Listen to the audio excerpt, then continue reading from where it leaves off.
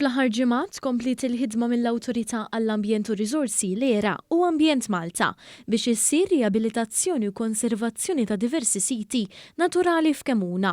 Din is-sena dawn l-entitajiet iffurmaw żewġ dajjar tal-ilma ħelu u ilma sal-Mastru viċin il-qala ta' Santa Marija biex jirrestawraw l-ambjent naturali ta' dawn l-inħawi. Ħawlu wkoll mal-elf siġra u arbuxel biex f'5 snin is-siġar f'din il-gżira se jkunu żdiedu bi 18,000. Il-ħaddiema ta' dawn iż-żewġ entitajiet komplew ukoll bil-programm ta' tindif u manutenzjoni f'siti ta' importanza ekoloġika fosthom f'Santa Marija u l-Blue Lagoon. Fl-aħħar ġimgħat neħew ukoll qatt ta' qarbli tal-elettriku antiki li kien hemm fl-inħawi ta' Wied l-Aħmar. Imbnew mill-ġdid itan tas-sejjieħ tranġa lil uħ tal-injam madwar l-aram tar-ramel u tneħew skart golf u pjanti invażivi. Alexander Borg Galja, uffiċjal xjentifiku ta' Ambjent Malta, spjega aktar fid-dettall l-interventi li qed jitwettqu.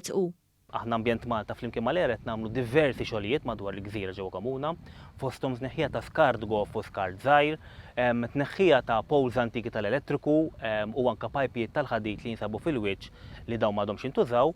U qed nagħmlu ħafna interventi ġewwa l-Bajja ta' Santa Marija fejn qed nirrestawraw kemm sajt antika ġewwa permess li qed nikkreaw għad-dajjar tal-ilma biex ikunu refuġju għall safar tal-passat. Min-naħa tagħha Claire Cordina Borg, deputat direttur tal-ERA, osservat li l-ERA u Ambjent Malta qed jaħdmu biex gradwalment ireġgħu lura dan is-sit għal kif kien fl-istat naturali tiegħu.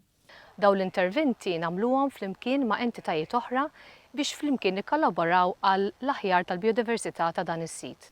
Lilin minn dan għaddej ukoll xogħol biex min iħobb imur jikkampja f'Kemuna ikun jista' jmur f'żona apposta magħrufa bħala tal-Ful, ftit pass il-bogħod. Sa sena d-dieħla dan il-post għandu jkollu wkoll faċilitajiet sanitarji ġodda u aktar sostenibbli.